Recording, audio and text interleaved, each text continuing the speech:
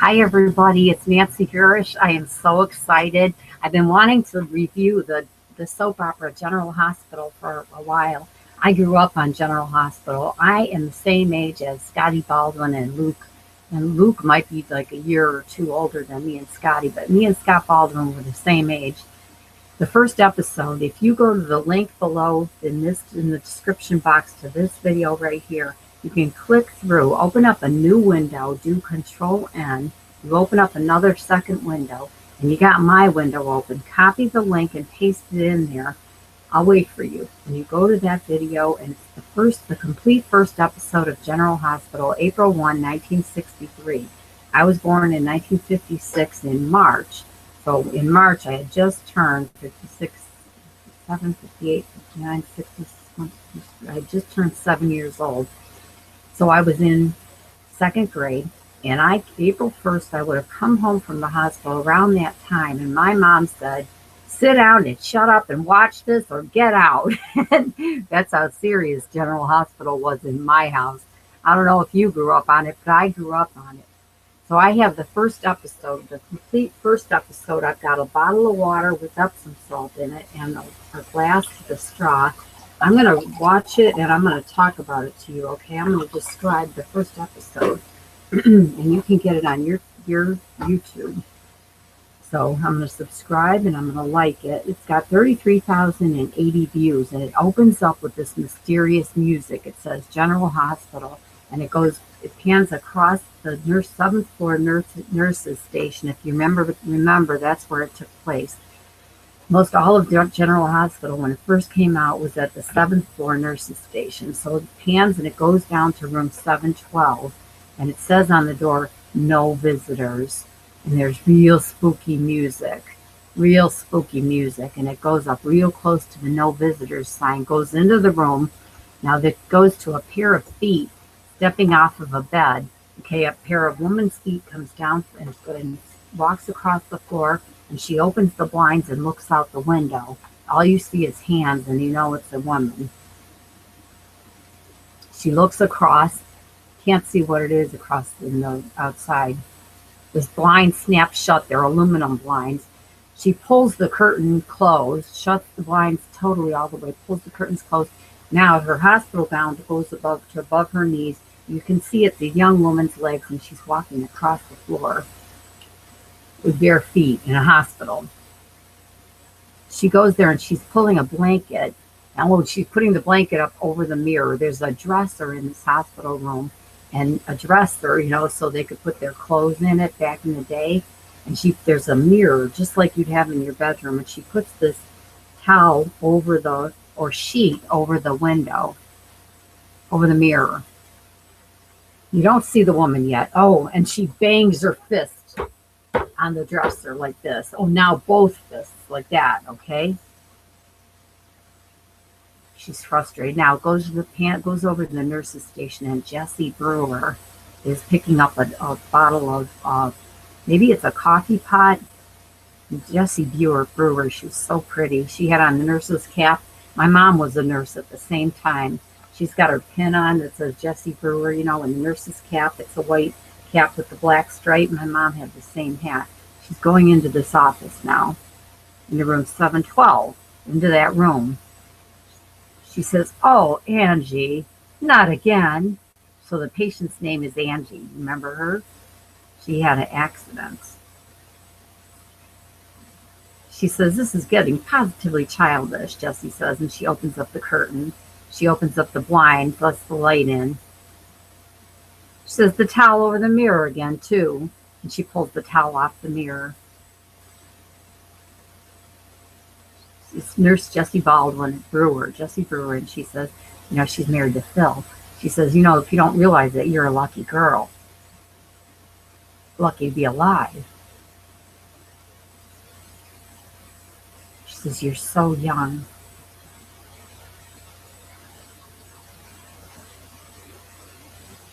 This is the first view of Angie. She's got her head against the wall. You see the back of her head. She's got like a bandage around her head, a white capped bandage, and she's got her head against the wall. She's got dark hair. So she's going to be a young girl, and Jesse sees her again, says, Angie, what are you doing? What are you doing this for? She turns around, she whips around. She's got bandages going across here, and then a Band-Aid going over her nose. And all you see is her eyes like this, and a little bit of her face, and she's got bruises here. She's got dark hair, and she's looking angry and hostile at Jesse, and she says, you know why. And she closes her eyes and does one of those, and now it's leaving the room. The camera leaves, and it opens up on Phil Brewer, I believe it is, and he's on the telephone. So when did you give him his last medication? It's Dr. Phil Brewer. That's Jesse's husband. He says, I'll have to check with Dr. Hardy. I'll get back to you. He looks at his watch. Okay, he's on the phone. Dr. Brewer, X-ray. Okay, Dr. Hardy comes out. And remember Steve Hardy? And Dr. Phil Brewer stops him and shows him this chart. Says, what is it, Phil? About the coronary in 723, Mr. Gold. He's begging for more sedation. Steve says, is that his chart? He says, yes. Mm-hmm. I'll see him in a few moments. Thank you, doctor. Now there's a overhead call for one of the doctors. Let's see. Now Steve Hardy is walking across the floor. He's approaching room 712, and Jesse comes out. Steve asks Jesse, how is she, Jesse? He's referring to Angie. Still fighting everybody and everything. She wants to live in the dark and never see something again. I was talking with the lines drawn, towel over the mirror, and she walks away, and Steve looks concerned, He's thinking he's going to go in the room. He goes into the room, Angie's room, opens the door, closes the door, approaches the bed. Hi, he says. She's got the sheet pulled up over her head. Said, if you were 8 instead of 18, I'd say, what's the matter, Angie? Cat got your tongue? She's crying. He says, I told you, your face is going to be all right. She says, all right, and she jumps up.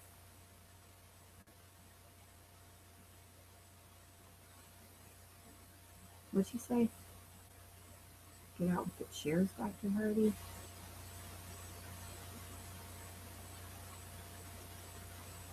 She's crying, sniffling.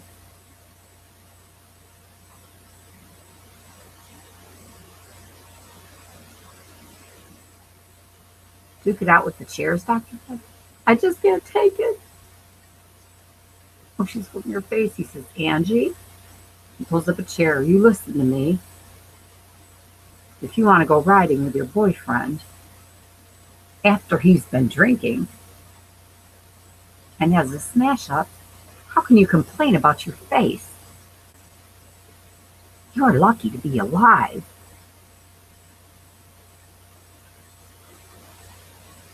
She says something about a face like I got. He says, we'll take care of your face. I promise. She has like a bruised eye and a bruised face. She says, you promise I won't be ugly looking for the rest of my life? He says, the plastic surgeon will do what he can. They perform miracles these days. She makes her mad. Oh, that's what I've got to look forward to. A miracle. He says, Dr. Hardy says, this is a hospital, Angie. We've got real problems here. They didn't mess around in those days. She says, I don't care what kind of problems you have. I just don't want to be horrible looking for the rest of my whole life. He says, look, your face will be healed in a few days and we'll take off the bandages. We'll know how we stand after the plastic surgeon gets to look at it. I don't want anybody to see my face. I don't even want to see it myself. bandages. Leave the bandages on it. Angie, you can't hide behind these bandages forever. You'll have to get used to your face, however it is. Get back into the world again. Live again. Oh, that makes her mad. Oh, I want to be alive with a face like this. She gets back in bed, says, I wish I were dead. The music starts up. He walks up, he takes the chart. Oh, he puts his head like that and he leaves. He's going to leave. Oh, he leaves out the door, shuts the door. There's a woman in the hall. I'm going to describe this woman. She's a pretty blonde woman. She's standing at the nurse's station. Steve just comes out. He sees this woman. She's got a mink coat on. What does that sound like? It's one of those mink coats with the shawl, that goes down and crosses across like this. She's got a black dress that goes to above her knee. And she's holding black gloves. She's got a black dress, blonde hair. Who do you think that is? Steve sees her, walks up to her, crossing over to her. He says, I'm sorry I'm late. She's got one of those 1960s bouffant hairdos like this. Whatever you call them, not this bouffant. My office is right down here. It's very official. And she's looking at him very stern. She's got curls on. Thank you, Dr. Hardy. She took off her black gloves and she's holding them with her purse. He says, we can talk quietly there. She says, I have a dinner appointment, Dr. Hardy. Now, there's a nurse at the nurse's station with a surgical cap, and she's watching the whole thing like this. She's staring like this, listening, He says, so am I. And he takes her by the arm and he guides her across. He's going to guide her into his office. They walk together. She looks very business-like, okay? Pretty looking blonde. They go inside. He crosses across with her. You got to look at this. She puts her purse and gloves on the thing. He comes up behind her and he puts his arms around her waist. And the first time I saw that, I was like, ah! It made me jump. Oh, he goes up behind her and he goes, she puts her head like this and he comes up to her cheek and he goes, how's my darling? Oh, and he kisses her. And she goes like this. She smiles. Oh, darling. How's my darling? She sounds like, her voice sounds like this woman in the 1960s. This one, I can't think of her name, but she's got a heavy voice, or heady, He says, a little beat. He says, but don't get me wrong. I'm looking forward to tonight. It's John Berardino, remember? Berardino? She says, let's get out of here. They're holding hands. Let's get out of here before someone finds out you're leaving. He says, I'll get out of these things. It'll only take a minute. He's going to get out of his doctor's outfit.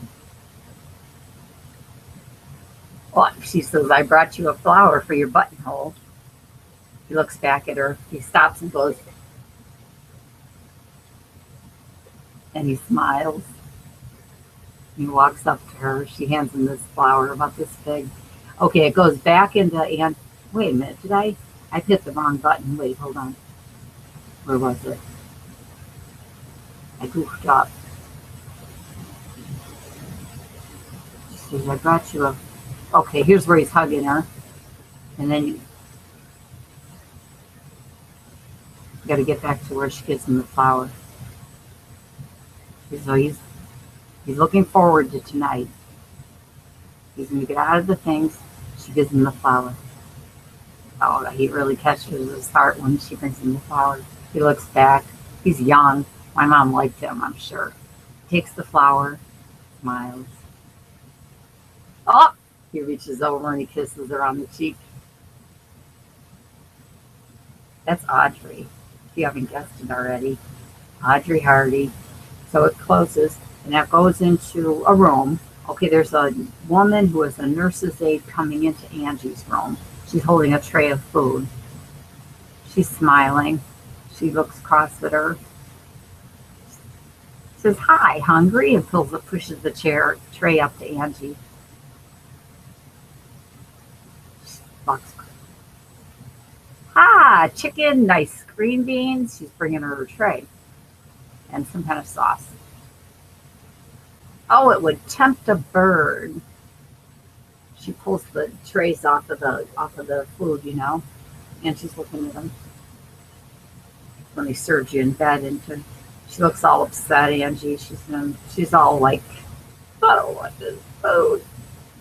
Oh, she smacked the tray, caused the silverware to fly up, and the woman's face is like, you just got to eat, child, if you're going to be a pretty girl again. Oh, and Angie goes like this through the bandage, bandages. She's fuming. Oh, she took the tray and did she do it? She threw the tray across the room, and then they pan down the hall, and Audrey's coming out of Steve's office, and Steve's in his, Audrey hears it. The trays are clinking, it's a ruckus.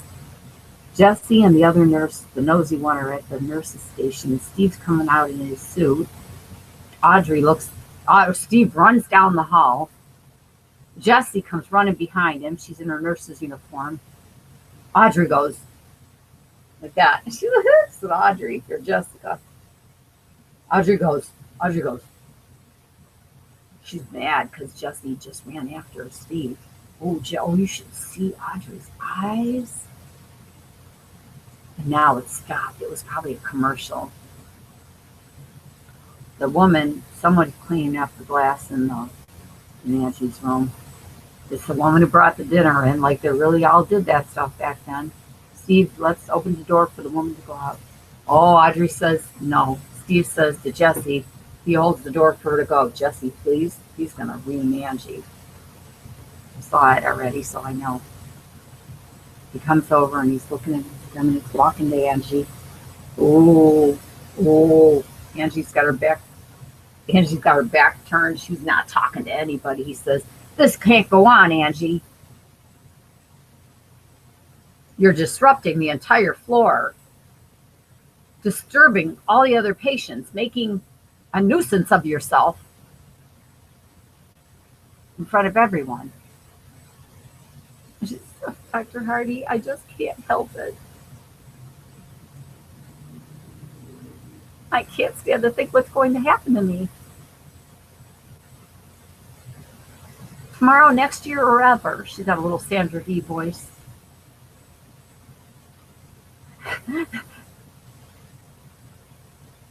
says, how about crossing one bridge at a time? Comfortably leaning over her bed. Looks handsome in his dark suit there's a handkerchief coming out of his pocket. I'll send up another supper tray. He's going to leave now. Are you going off duty? Yes, I am. Well, he's in the hallway and Audrey's waiting outside, and Angie yells, please, Dr. Hardy, don't go. Please. Audrey holds her stall together like this and looks at Steve like, you have to go in after her, and she runs in the room. Angie, stop it. What did she say? Don't leave just this once. Everything is such a mess. Please. He says, wait a minute, Angie. There's nothing wrong with you. And there's no reason for me to stay tonight. She's looking at him like this, over her shoulder. You've got to grow up, Angie. Starting right away. He said, we'll do whatever we can for you, and we'll do whatever we can for your face. There's nothing wrong with you. So grow up, Angie.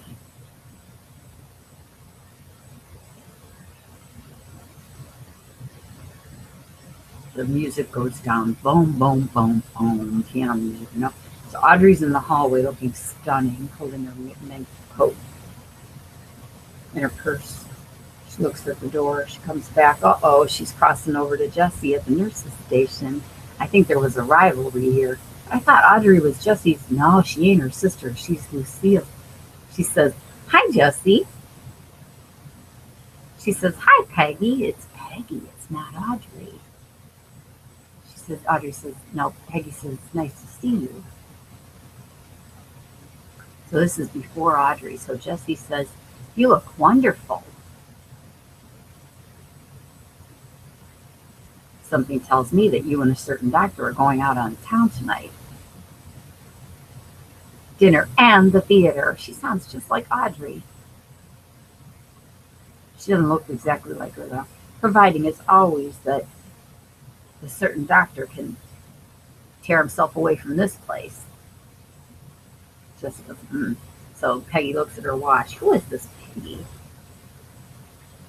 She says, we don't have too much time. And she's looking back at the room like, is he going to come? Jessie says, I know. And when I think of all the times I've waited for Phil, and he's only an intern. So that was when Phil was an intern. Now Peggy's giving her this look like, you trying to tell me something?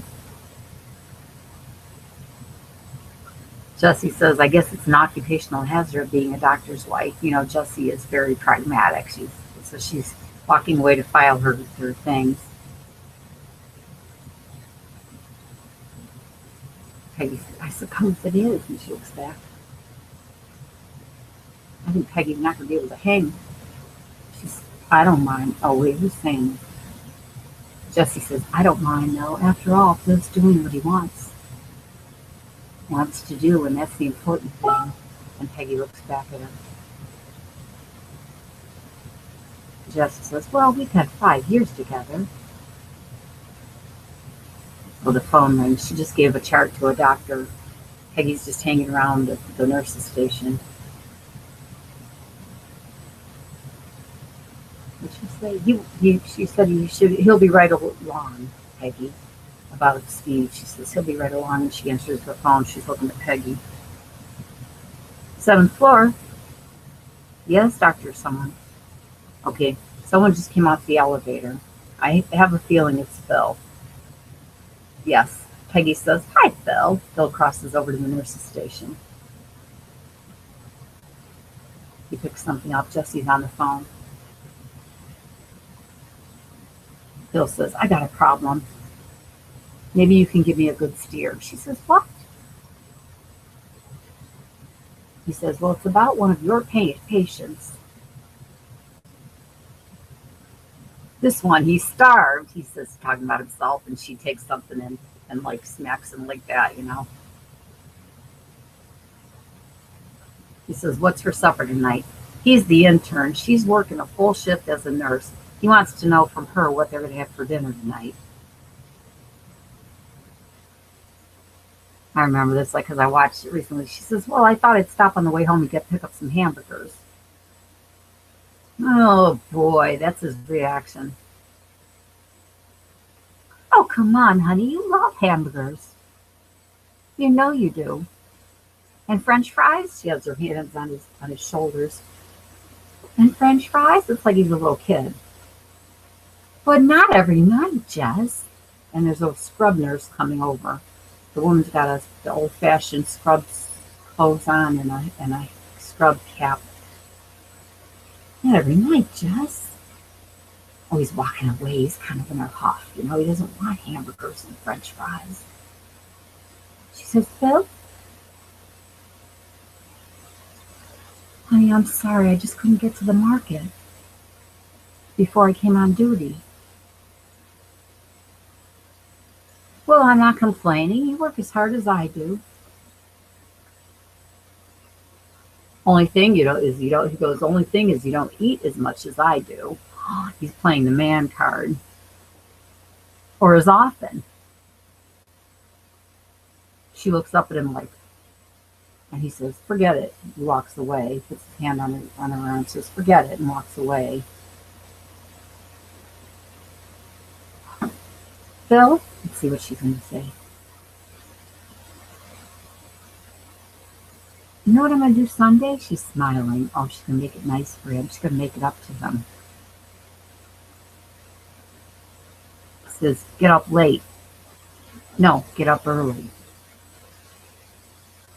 And I'm going to bend over a hot stove and cook. He He goes, cook what, hamburger? No, I'm going to cook you all the things you said your mother cooked for you. Boy, I can't wait until I finish my internship. I'm tired of grubbing. I think you are too, he says. That is the first 10 minutes and 18 seconds of the very first General Hospital episode. In April 1st of 1963, it's gotten 33,080 views. This particular one, if you click the link in the thing below, you can watch the first half, and we'll look at the second half tomorrow. Here's a picture of my grandma. Okay, my grandma was also a General Hospital fan.